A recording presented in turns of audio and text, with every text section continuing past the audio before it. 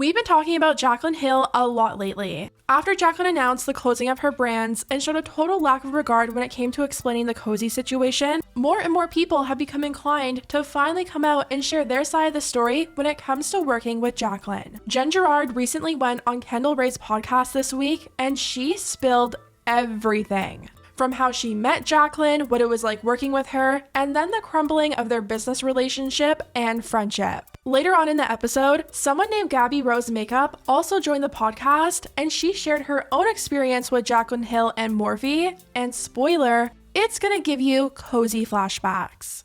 It's a mess, so let's get into it. As you guys know, last week, Gerard, owner of Gerard Cosmetics, came forward on Reddit and shared her experience working with Jaclyn. She pretty much said that Jaclyn was paid very generously for the collab they did. She was making good money being an affiliate and overall made more than $500,000 during her time with Gerard Cosmetics. One day, Jen got into some drama after a video was posted of her without her knowledge reacting to a negative review for her brand, and Jen got a lot of backlash over it. She reached out to Jaclyn to make sure she wasn't getting any backlash for still being associated with Gerard Cosmetics. Jaclyn said that she wasn't, and they continued their friendship, and Jaclyn continued asking Jen for her contacts in the beauty space, until one day, Jaclyn decided to drop her friendship with Jen and Gerard Cosmetics. Jaclyn tried to get $250,000 from Jen when she left as some kind of buyout for her collab. Jen, of course, said no. And then Jaclyn went on to make a Snapchat saying that she was cutting ties with the brand and made it out to seem like she was parting ways because of her morals and could no longer stand behind them.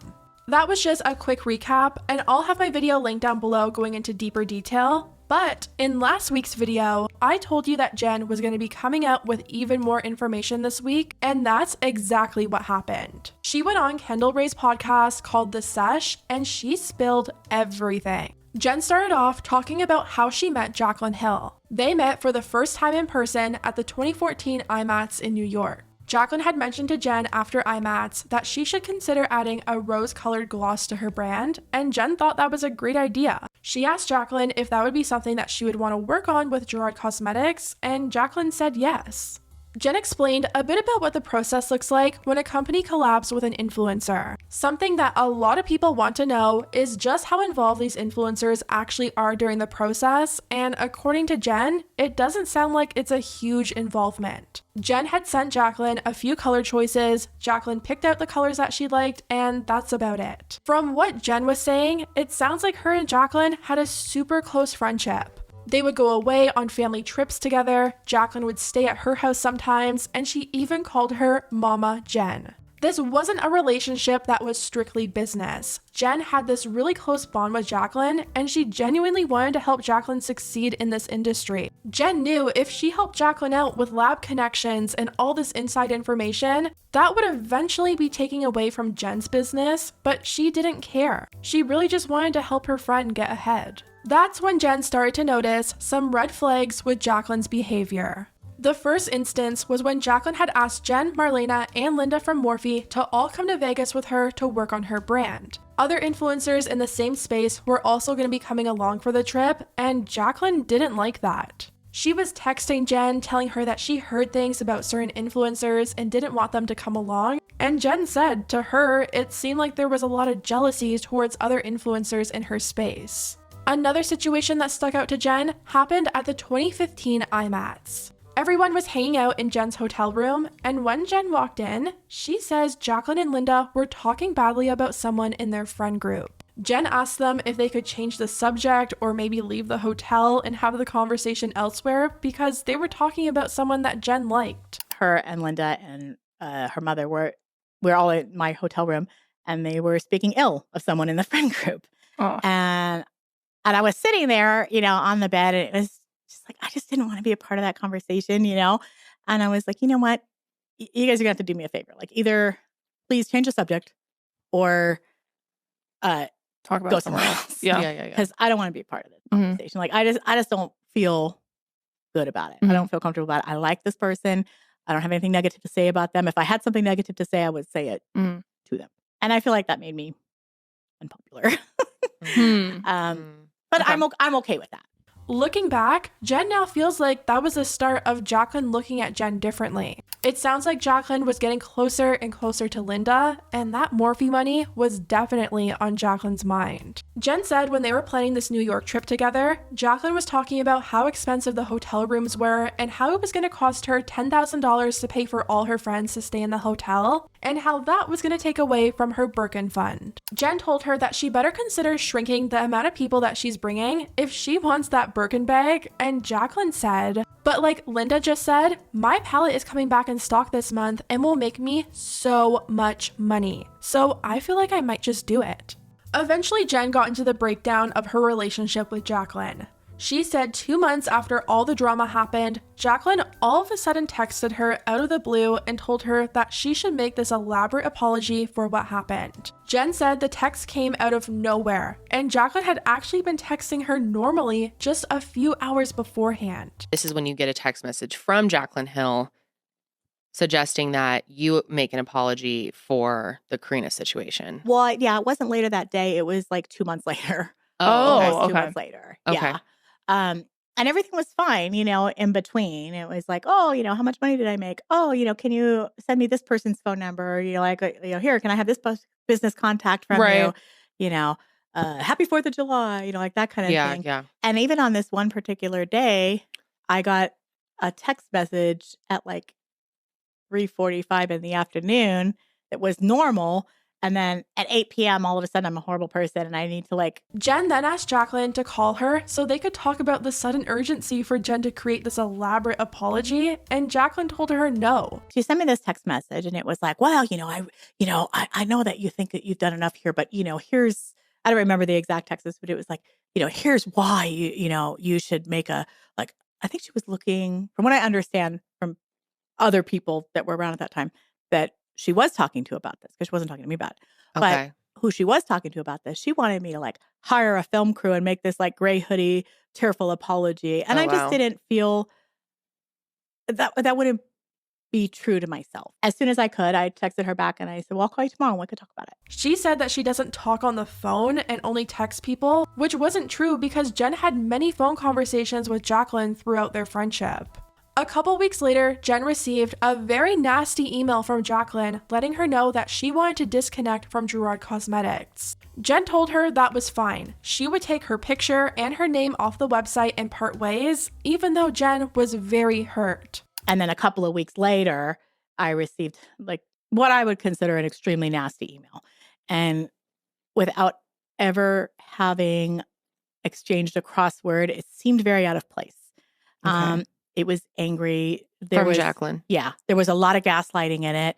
And she texted me and told me that I just sent an email to you.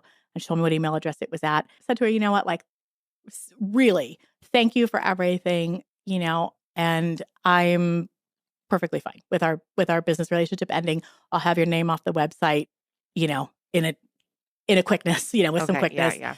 And, I wish you nothing but success, like that kind of thing. I had to really, really take a breath. Now, Jen thinks Jaclyn's reason for cutting ties so abruptly had nothing to do with the whole Karina Kaboom situation. Everything had been fine for months after what happened, and this was coming out of nowhere. It felt like an excuse to Jen, and she thinks it might be because Jaclyn had her Becca launch and made a lot of money, and then she was also making amazing money with Morphe. So even though Jen was paying her handsomely for the little amount of work that Jaclyn did, Jaclyn probably thought, I don't need Gerard Cosmetics anymore, and how can I get out of this? During this time, Jaclyn was also getting a lot of backlash for not disclosing her affiliate links properly. Jen had told Jaclyn to just disclose and be honest, and even told her more people would probably use those links if you did disclose because they're your fans and they want to support you. So Jen thinks Jaclyn doing that Snapchat, acting like she was morally above Gerard Cosmetics and how she didn't even care about the money, was to kind of take the heat off her for the whole undisclosed links thing and being accused of only caring about the money. So Jaclyn could act like she was putting her morals over money. Meanwhile, she was actually making her most money with Morphe.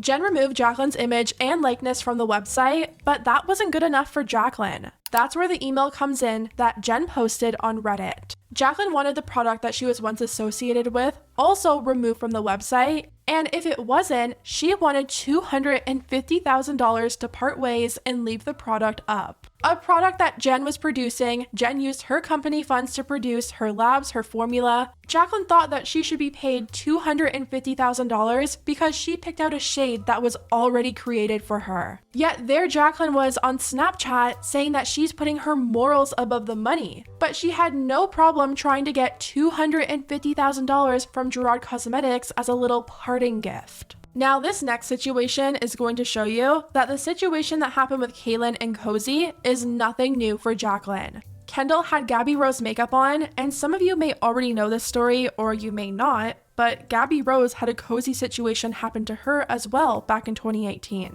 Gabby is from Venezuela, and she said that she came to America with nothing but dreams to start her own brand one day. She wanted to create a product that was different from anything else on the market that would actually help make people's life easier when it comes to makeup application. That's when she created her Face Master brush. This brush is a multi-purpose brush that you can use for all different kinds of makeup application. Instead of needing a sponge and multiple different face brushes, this brush is said to work for everything.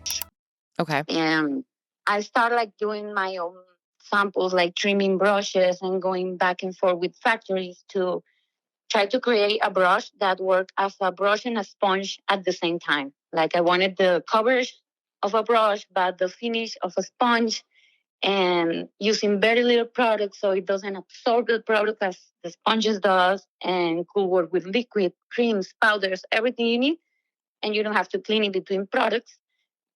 So that implied a lot of engineering for the bristles, the cuts, has to be the perfect surface tension for the bristles. And it was a long journey until I was able to create exactly as I wanted, with the perfect balance, perfect weight, the perfect brush. When Gabby knew that she had something special on her hands, she started saving money and researching the trademarking process. And by 2017, the name was trademarked and she got to business. It's since been featured in Vogue and has been used and loved by so many celebrities and MUAs. Even though Gabby's business was off to a great start, she hit a bump in the road when Jaclyn Hill and Morphe came in and stole her product name.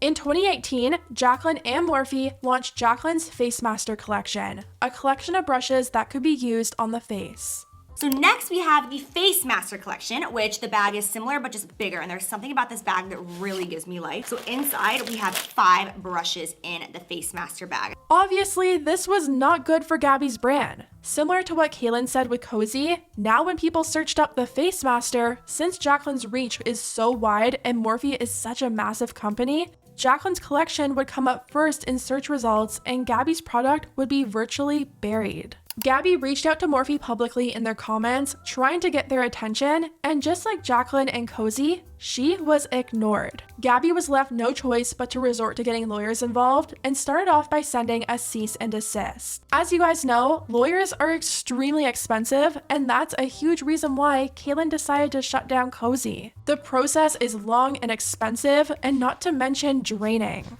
Eventually, I guess Morphe realized that they were infringing on her trademark, so they agreed to change the name on the website to the Complexion Master Collection, but they weren't going to be changing any of the packaging or anything like that until Jaclyn sold out of all existing product. Obviously, that took a really long time to happen, and it continued to damage Gabby's brand. Whenever someone would get their package in the mail saying the Face Master collection, of course they're going to be posting reviews and photos and videos all calling it Face Master, which just pushed Gabby's brand down even further. They said everything would be removed and changed by October 2018, but that never happened.